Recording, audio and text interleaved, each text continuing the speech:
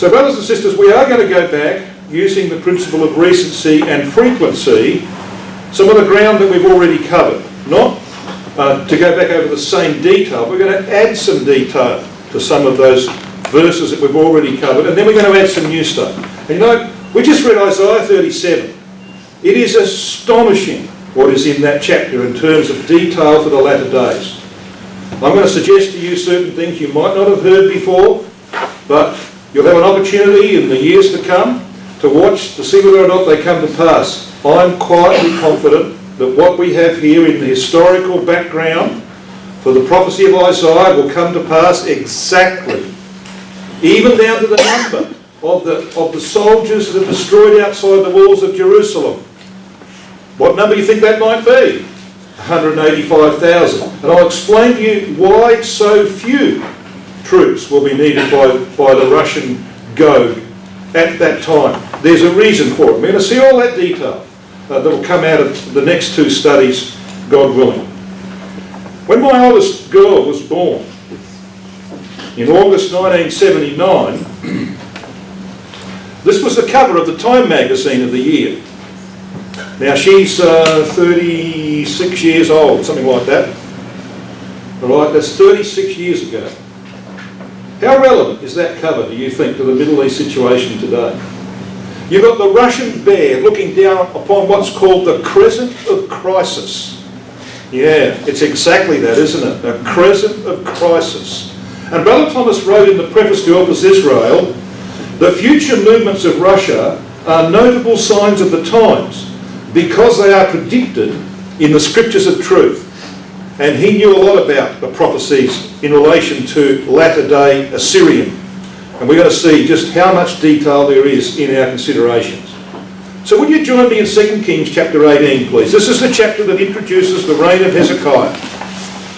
2 Kings chapter 18. We want to see what happens when he comes to the throne. He's, of course, as we considered in our last study, or no, first study, how he destroyed the brazen serpent. Remember that? Then we're told in verse 5 of 2 Kings chapter 18 that he trusted in Yahweh God of Israel, so that there was no one like him in Judah before or after him, who trusted in God with all his heart. Verse 6, for he clave to Yahweh and departed not from following him, but kept his commandments, which Yahweh commanded Moses. That is why verse 7 is there. Because verse 7 says, and Yahweh was with him, and he prospered, whithersoever he went forth, and he rebelled against the king of Assyria, and served him not. Now if you're like Hezekiah, you trust in God with all your heart, you serve him with all your heart and soul and strength, you're not going to lean upon an Assyrian power to the north, are you? You're not going to be faithful to the terms of the covenant that your father Ahaz made through his faithlessness? Of course you're not. And so Hezekiah turns and he says, I don't think this is a good idea to have this covenant with the Assyrians. So he rebels against the Assyrians. Now I think this is pointing forward to something, you know. A government, probably the present government of Israel, is going to make a covenant with the latter-day Assyrian, Russia. But a subsequent government, somewhere down the track, closer to Armageddon, is going to say, we don't think this is a good idea. That pattern is set. And that's what's going to bring the Assyrian down upon the land. We're going to see there's two phases to the Assyrian invasion. Watch it, because it's the pattern for the future. So here we are told that Hezekiah rebels against the king of Assyria, and he refuses to pay tribute to the Assyrians. Well, of course, they didn't take that lightly, did they? They didn't take it sitting down. They got upset about that. And that means that there's going to be consequences for Hezekiah and Judah. Now, just going back to cement in our minds that what we are dealing with here is latter-day prophecy. We've read Isaiah 31 verse 8. Then shall the Assyrian fall with the sword, says Yahweh. So what's the context? Well, Isaiah 32 and verse 1. Behold, a king shall reign in righteousness, and princes shall rule in judgment. That series of chapters that we looked at, 30 to 35 of Isaiah, 30 and 31 are about the events of Armageddon. What's the next chapter about? 32. It's about Christ and the saints reigning over the kingdom of God, recently, newly established in the earth. Yes. Chapter 33 goes on to speak about the overthrow of Babylon the Great, because after Christ has established the throne of David, the papal nations of Europe and perhaps elsewhere will be in revolt against the rule of Christ. So chapter 33 is all about the overthrow of Babylon the Great, as is 34. And the nations who submit to Christ are spoken of in Isaiah 34. And they are described as unclean birds. And they're referred to again in the Apocalypse in Revelation chapter 19. It's the unclean birds who are invited to a feast, into a sacrifice. All right? And they're the ones of chapter 35, the redeemed of Yahweh, who have submitted to Christ's rule. The whole pattern, brothers and sisters and young people, is set out for us. We know that this is latter-day stuff. We had a look at Isaiah 14, verse 25, that I will break the Assyrian in my land, and upon my mountains tread him underfoot. What was the context? Verse 26. This is the purpose that is purposed upon the whole earth, and this is the hand that is stretched out upon all the nations. We looked at Micah chapter 5, and we saw that this is a context about Christ being born in Bethlehem, to be ruler in Israel, verse 2, that he will conquer in God's strength, that he will be great to the ends of the earth, verse 4.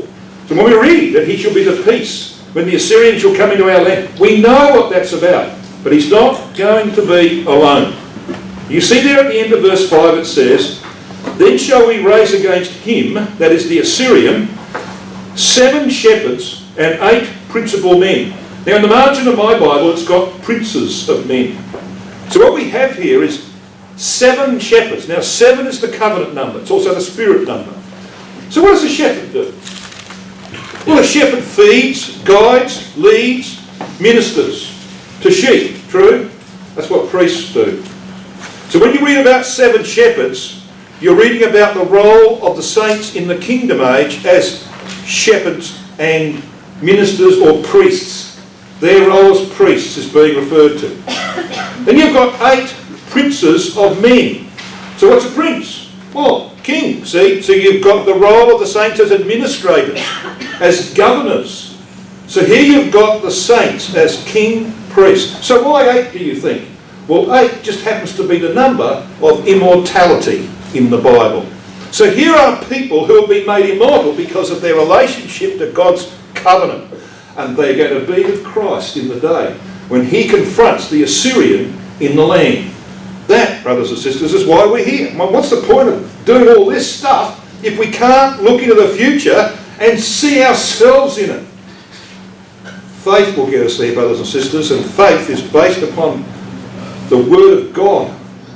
Faith comes by hearing, and hearing by the Word of God. And the more precise we can make the vision of the future, the more we know about what God is going to do, the more we're going to desire to be there, and the more we're going to be impelled towards that great day and leave aside the rubbish of this world that is trying to drag us away. True? Yeah, so that's why it's so important for us to come to grips with the detail of this subject. So then, what happens? Well, if you're in 2 Kings 18 still, we read what happens in verse 13.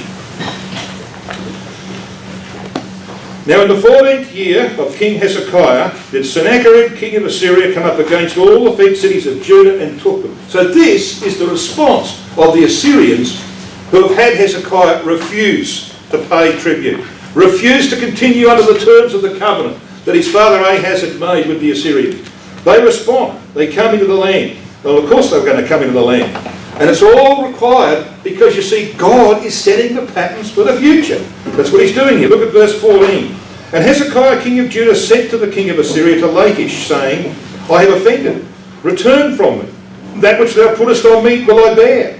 And the king of Assyria appointed unto Hezekiah, king of Judah, 300 talents of silver and 30 talents of gold. And Hezekiah gave him all the silver that was found in the house of Yahweh and in the treasures of the king's house. So he rips gold from off the doors of the temple, we are told in the next verse, verse 16. And he sends it away to the king of Assyria. So you see, he's got to go on the back foot for the time. But he finds out, of course, that it's all of no value because the Assyrians come back again. So the Assyrian invasion under Sennacherib in the reign of Hezekiah plays a very, very important part. So let's just have a look at some of the details here. The 14th year, he was now 39 years of age. This is the year he falls sick. He's cured of the sickness, of course. He's given 15 years of life. He dies at 54. Hands up those who are over the age of 54. Yeah, I can put my hand up. Right. You reckon you like Hezekiah now, at your age, as he was at 54? God could take him at 54. He was ready for the resurrection. He was ready to go into the kingdom. And he's going to be there, brothers and sisters, when these things that were given as a pattern in his time were set out in history. He was ready at 54. We need, when we're younger, to make sure we've got our course set in life, that we know exactly where we're going and why we're going there, and set our course firmly. And you have to have faith to do that, and you can't get faith without detail. You've got to understand the Word of God. So who is this Sennacherib that plays such a big part in his life? Well, he's called Sin. Now, it's not about sin as transgression. It was the name they gave to their moon god, the god that Abraham served in Ur the Chaldees. That was the god he served. The second most important place of this god was Haran, which is why Terah moved his family from Ur to Haran. He didn't know where he was going, so he went to the second most important place of this god. You have to leave that god behind, like Abraham did. Sin has multiplied the brothers. He was the son of Sargon, the king who took Israel in the north into captivity in 722 BC. And he comes up, and according to the Assyrian inscriptions, he took 46 cities in all. And we've just read the record of chapter 37 of Isaiah. Chapter 36 verse 1 says he takes all these cities. So here's Sennacherib's inscription. Now men simply can't. They can't avoid advertising their achievements, can they? They do it today. It's all about their heritage. Well, he wanted people to know what he had done. So you can find this inscription. You can go into various museums around the world. You can see actually a copy of this in the Jerusalem Museum. And we've got his prism over here with the inscription. And this is about the capture of Lachish, and this is what he wrote in that inscription. Because Hezekiah, king of Judah, would not submit to my yoke, I came up against him, and by force of arms and by the might of my power, I took 46 of his strong fenced cities. And of the smaller towns which were scattered about, I took and plundered countless number. From these places I took and carried off 200,156 persons, pretty precise, isn't it? Old and young, male and female, together with horses and mules, asses and camels, oxen and sheep, a countless multitude. And Hezekiah himself I shut up in Jerusalem, his capital city, like a bird in a cage, building towers around the city to hem him in, and raising banks of earth against the gates so as to prevent escape. That's all in that inscription on that prism that you saw. Now we don't know whether those details are 100% correct, but I'm prepared to go with it. 46 fenced cities and countless other smaller villages that he took. And one of those was Lachish. Now you see it was mentioned there in verse 14, well 2 Kings chapter 18. Lachish was one of the three best defenced cities in the land. There was Jerusalem, Lachish and Libnah. Now you can go to Lachish today, and the mound, the tell is there. You can see where the city was. It's just farmland around it.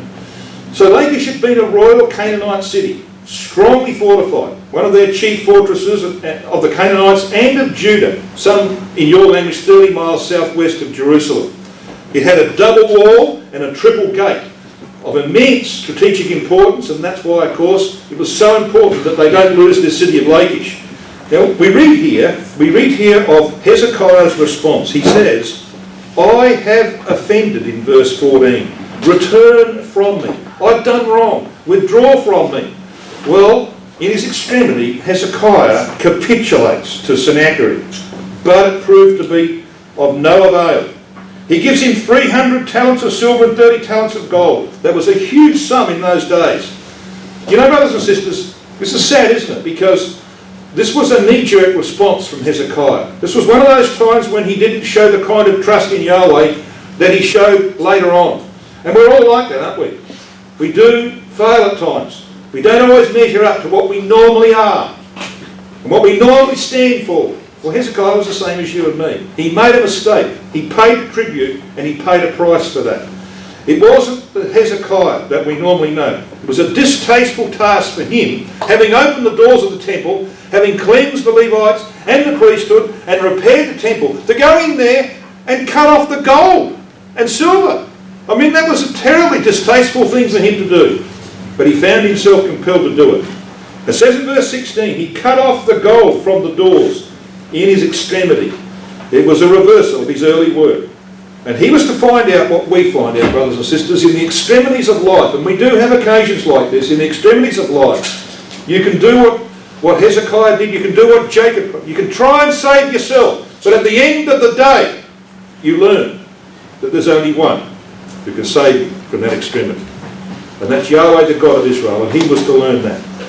I want you to come to 2 Chronicles 32, because we have the record taken up here about what happened at this time. 2 Chronicles 32.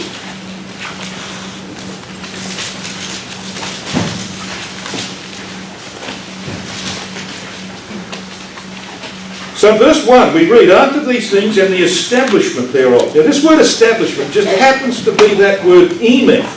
Recall the word that is used about Hezekiah's character? This is the word that is used of Yahweh's characteristic of faithfulness and loyalty and stability after the establishment of. So Rotherham translates it this way, as you can see there in the yellow. After these things done in faithfulness. Alright? So when he realised that he'd made a mistake, he had not operated quite as he would normally do so, he corrects it. He does certain things now in faithfulness. He's gone back to what he stood for in the beginning. So what's he do? He prepares the defences of the city. So it goes on to talk about that. This is 14 years after he's come to the throne. He's done a lot of reformation work, but now he's going to prepare the defences of the city. Well, this is where we get Hezekiah's tunnel from. Anybody been through Hezekiah's tunnel here? Yep, we went there last May. We went through Hezekiah's tunnel. It's really great for those who've got narrow shoulders. Those who've got wide shoulders, I'm sorry, but I bumped my shoulders the whole 45 minutes that we were there. It takes you 45 minutes to get through it. It's that long. Right? It's a very... The blokes who must have cut that out with picks, they must have been very narrow-shouldered men, because you've got to sort of go through like this. It's very claustrophobic. But, of course, it's brilliant, isn't it? Brilliant. They could bring the water of the spring Gihon into the pool of Siloam through this. I mean, it goes around like this. And they joined up together, and they're that far out. It's unbelievable. All right, so this was a massive feat to build Hezekiah's temple. And this is the record of it here, you see. It says there in verse 3, he took counsel with his princes and his mighty men to stop the waters of the fountains which were without the city, and they did help him. So there was gathered much people together who stopped all the fountains and the brook that ran through the midst of the land, saying, why should the kings of Assyria come and find much water? And he strengthened himself and built up the wall that was broken, and raised up the towers, and another wall without, and repaired Millo and the city of David, and made darts and shields in abundance. He sent captains of war. He makes all these preparations. And he does this because, you see, it tells us in verse 1 that Sennacherib intended to come and take the fenced cities of Israel, of Judah, and he thought to win them for himself. Or as Rotherham puts it, he thought to break into them. So Hezekiah was purposed to prepare for that awful day. His face was to war, as Rotherham puts it. And he needs to prepare his leaders as well to get the people behind this project. You know, brothers and sisters, it's tragic. We're going to see this tomorrow in our exhortation. Hezekiah found the same thing that you and I find. Some are ready, some are willing, some are faithful, others are not. That's just the facts of life. It's very, very sad what happens. We're going to see that from Isaiah chapter 22. But you know what it says in verse 2, that Hezekiah saw that Sennacherib was come, that he was purposed to fight against Jerusalem. This was of God. God made sure that the Assyrian ended up outside the walls of Jerusalem, because it was necessary to set the platform for the prophecies to come. Now that little verse you can see at the base here of this slide, Isaiah 22 tells the story. These princes and his mighty men, his captains and his heroes, as Rotherham puts it, they were powerless in the face of the Assyrian charge. They did all this preparation, but when they looked over the wall and they saw these vast numbers of soldiers, many of them gave up. including Shebna. They gave up. Why? Well, you made a ditch between the two walls for the water of the old pool, but you have not looked unto the maker thereof. Neither had respect unto him that fashioned it long ago. And there lies the problem. You can make all sorts of preparations, but unless your trust is in Yahweh alone, it's not going to work out for you. Now, in our talks tomorrow, especially the exhortation tomorrow, we're going to have a look and see what happens here. Hezekiah approaches Yahweh in 2 Kings chapter 19. We're going to see how he sent his messengers to Isaiah. We read a bit of that in Isaiah 37 today. We're going to see Yahweh's comforting reply. We're going to see Rabshakeh returning to Lachish. We're going to see how Turhaka gets involved. And there's a second message, how Hezekiah prays for deliverance. Isaiah's comforting reply, how he's stricken with his illness, prays to be healed, gets 15 years extension, and recovers and writes that wonderful psalm of Isaiah 38. We're going to try and embrace most of that stuff tomorrow. Now, normally in this study, we would have had that now, the third study. Because it's better given to exhortation, we're going to push it into the exhortation. So it's not quite in chronological order, but it'll work itself out. So let's then just review quickly what we considered in our last study. How Gog's treachery is foreshadowed in these events. The same time, says Ezekiel 38 verse 10, shall things come into thy mind, and thou shalt think an evil thought, Gog. We talked about the Nazi-Soviet non-aggression pact, remember, and how that was broken by Hitler, and how Stalin was so stunned that he wasn't seen in public for 2 weeks. No radio broadcasts. He was a lump of jelly. He did not believe that Hitler would break that covenant, and neither will Israel. They will not believe that Russia will break the covenant that they make with them. But they will. You see, there was something else about this pact. There was a secret protocol behind the Nazi Soviet non-aggression pact. And the protocol was signed agreeing that Romania, Poland, Lithuania, Latvia, Estonia and Finland would be divided into German and Soviet spheres of influence. So when, on the 1st of September, Hitler invaded Poland, the Russians came across the eastern border and they divided Poland up into two, equal parts basically, down the middle. That was all agreed before the event. Poland was divided right down the middle. So Hitler, of course, hated Bolsheviks. When he made a pact with Stalin, he couldn't tolerate Bolsheviks. He thought they were the Slavic people were a lower class of people. He wanted to get rid of them almost as equally as getting rid of the Jews. So it was a political tactic. It was never intended that he should keep this covenant, in the same way that when Russia makes a covenant with Israel, there will be absolutely no intention of keeping it in the long term, if not the short term. So Nazi Germany terminated the Molotov-Ribbentrop Pact on the 22nd of June 1941, to be precise at 3:15 p.m. when they attacked across the border of Russia. Stalin ignored several warnings that Germany was likely to attack. He didn't believe it. He ordered no full-scale mobilisation of forces. He was not heard of for 2 weeks. You know, when you read Ezekiel 38, it sounds a bit like that, doesn't it? The Gogian invasion is a total surprise. A total surprise to Israel when it happens. Yep, it was all prefigured in history. So we have Sennacherib's invasion of Judah. The first invasion of BC 700 captured 46 cities. He went right down. He was down in Lachish. He receives a ransom. The ransom we've just been talking about. He retires to Nineveh. His second invasion, BC 699, was on hearing that there was some kind of pact being developed between Judah and Egypt. And there was indeed, brothers and sisters, there was indeed an Egyptian party in Judah. There were those who believed that they should try and get the help of Egypt, that would help them against the Assyrians. So when Sennacherib got wind of this, he was back down again. So he comes down, he defeats the Egyptians, first of all, and then his army returns to Jerusalem to be destroyed at Jerusalem. Does that sound like latter-day events to you? Going into Egypt first, Daniel 11, then returning from tidings out of the east and north to be destroyed at Jerusalem? Yeah, the pattern is exact. I want to talk a little bit more about this area of the land. You remember the mountains of Israel we spoke about? Well, guess where they make their appearance in the prophecies? Isaiah chapter 10. At the end of Isaiah 10, verses 28 to 32, you read this. This is about the Assyrian. This is where he came to of old, in the times of Hezekiah. So this is the pattern for the future. Look where it is. The mountains of Israel. He's come to Ahaz. He has passed to Migron. At Michmash. You know where Michmash is? About 12 miles north of Jerusalem. He hath laid up his carriages. They have gone over the passage. They have taken up their lodging at Geba. Yeah, just north of Jerusalem. Ramah. That's Ramallah of today. Alright, that's where the Palestinian leader hangs out. And by the way, just as an aside, when we were in Shechem last year, we walked to see the old city of Shechem. Pretty well preserved, really, for something that's that old. I mean, it's back there in Genesis, isn't it? Yeah, pretty well preserved.